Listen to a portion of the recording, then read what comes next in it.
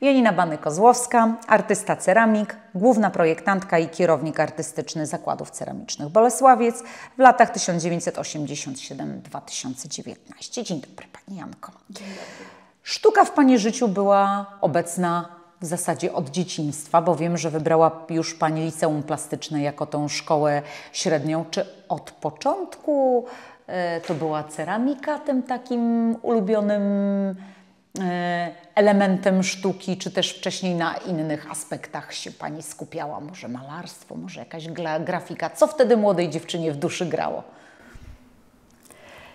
Absolutnie nie ceramika. Ceramika wyszła zupełnie przez przypadek, także jako szczęśliwym trafem. Dla ceramiki. To dopiero było po studiach, to opowiem później.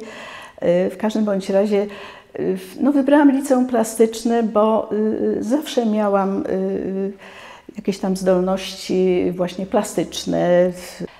Zawsze pociągała mnie bardziej rzeźba, aniżeli malarstwo. Owszem, jakieś sprawy kompozycji, sprawy łączenia, na przykład liternictwa z jakimiś właśnie elementami rzeźbionymi, więc zawsze mnie to pociągało, zawsze mnie to interesowało.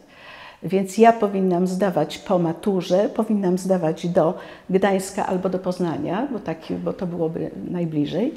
Natomiast dlaczego ja zdawałam na ceramikę? Dlatego, że to był uczelnia wrocławska i do Wrocławia, bo uczelnia wrocławska miała wydział ceramiki właśnie jedyny w Polsce. Owszem, w niektórych uczelniach były przedmioty ceramika, natomiast ceramika jako wydział, no to była ceramika, szkło, to była właśnie we Wrocławiu.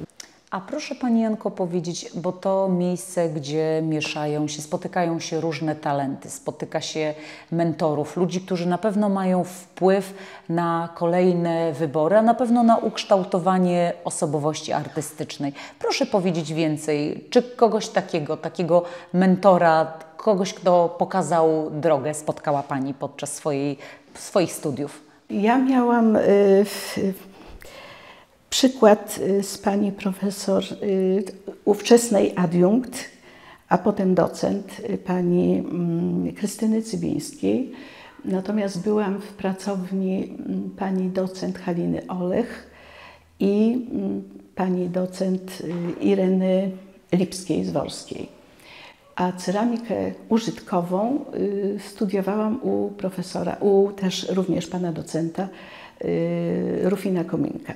Więc wtedy to były dla mnie osoby, z których mogłam brać wzór. To były osoby, ponieważ przepraszam, że tak przerywam, wtedy nas było bardzo mało na uczelni. W całej uczelni około 250 osób tylko. To faktycznie na dzisiejsze standardy niewiele. Na moim roku w ceramice to potem, bo to od 3. roku zaczyna się specjalizacja, to były tylko 4 albo 5 osób, nas było naprawdę bardzo mało. Więc atmosfera była wręcz taka rodzinna, więc ci nasi mentorzy, opiekunowie, autorytety to były osoby, które nas traktowały tak wręcz po matczynemu, więc bardzo również przeżywali wszyscy z nami nasze sukcesy, nasze jakieś tam problemy. Więc człowiek się bardzo, bardzo zżył. Byliśmy w ogóle bardzo zżyci nie tylko z koleżeństwem, ale byliśmy również bardzo zżyci z naszymi wykładowcami, więc tak to wyglądało. Pani Janko, jeszcze chciałam podpytać o jedną rzecz, bo pochodzi Pani z Pomorza. Studiowała Pani już na Dolnym Śląsku. Jak to się stało, że akurat do Bolesławca Pani trafiła? Cóż zawiodło Panią akurat do tego miasteczka? Jest to zupełnie przypadkowa sprawa. Ja po dyplomie przyjechałam ponieważ dyplom broniłam w listopadzie, byłam tym rokiem, który z 6-letniego toku studiów przechodził na 5-letni, więc należało to wszystko skrócić. Więc dlatego całe wakacje były zajęte. Przemysł realizowałam w ceramice, w porcelanie Krzysztof w Wałbrzychu. Natomiast oczywiście artystyczną rzeźbę to realizowałam i grafikę na uczelni, ale wiosną przyjechałam, więc trzeba było jeszcze zabrać wszystkie dokumenty, pozałatwiać różne rzeczy, pożegnać się z akademikiem, więc po prostu po świętach już sobie wyjechałam na święta i po świętach w styczniu albo w lutym, nie pamiętam, przyjechałam do Wrocławia, żeby te wszystkie sprawy pozałatwiać i w kawiarni uczelnianej spotkałam znakomitego starszego kolegę Władysława Garnika. I on, usiedliśmy, popijamy sobie kawę i on tak mówi, wiesz co, a nie chciałabyś, masz taki ładny dyplom, nie chciałabyś pojechać do Bolesławca, zobaczyć sobie tam fabryki, tam są tacy fajni ludzie i w ogóle świetna glina. I tam już pracuję w jednym z zakładów Bronek Wolanin i jeszcze koleżanka pracowała w tym samym zakładzie, co na Polnej, w której pracował pan Bronisław Wolanin, pracowała Wanda Matus, moja też starsza koleżanka. Ona zajmowała się dekoracjami. Zresztą bardzo piękne te dekoracje robiła. No i dostałam list polecający od niego. Mówię, no dlaczego? To jest niedaleko, oczywiście, że pojadę, zobaczę. No i przyjechałam Czy to już jest rok 1974? To jest już rok 1974. Tak, ja w listopadzie 1974 obroniłam dyplom i to już jest rok 1974 i przyjechałam, to chyba właśnie, albo naprawdę nie pamiętam, czy to był styczeń, czy to był luty.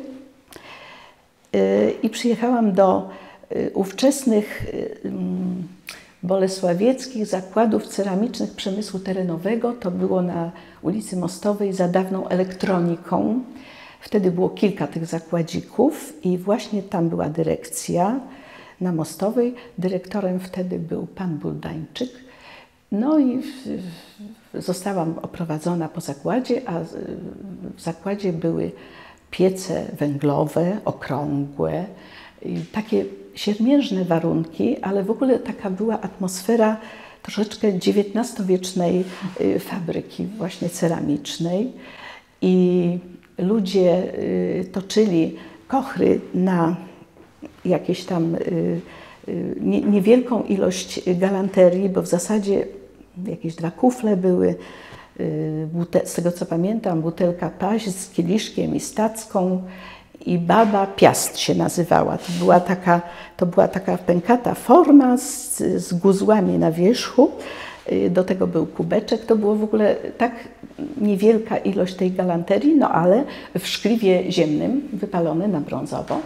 No i przede wszystkim kilka donic i kilka garnków i makutra do ucierania maku oczywiście.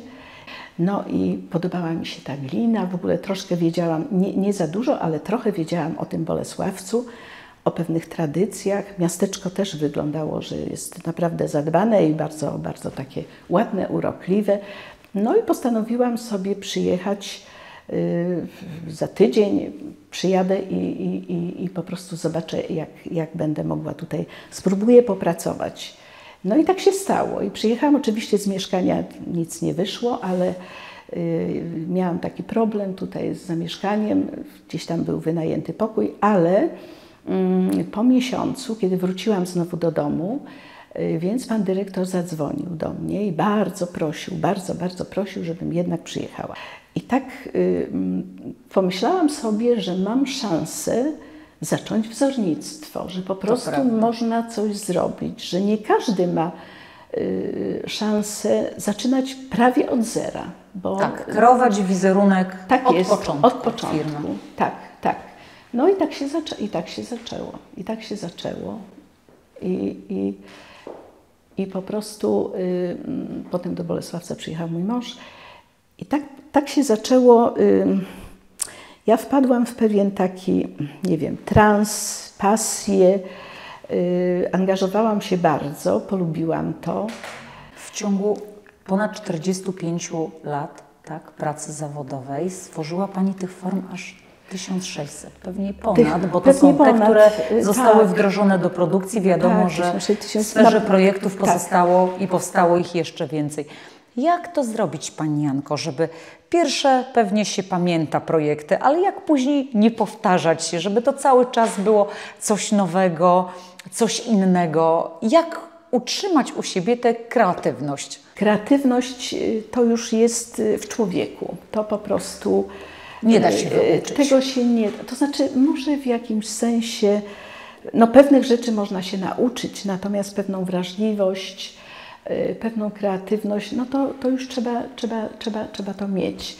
Ale no, wiadomo, że na uczelni człowiek się też wszystkiego nie nauczy, więc jest to sprawa wdrażania na produkcji, sprawa uczenia się również na produkcji. Więc mówię, ja zaczynałam w zakładzie, w którym w zasadzie nie było jakiegoś rozwoju technologicznego niesamowitego, więc, ale to też mi pomagało.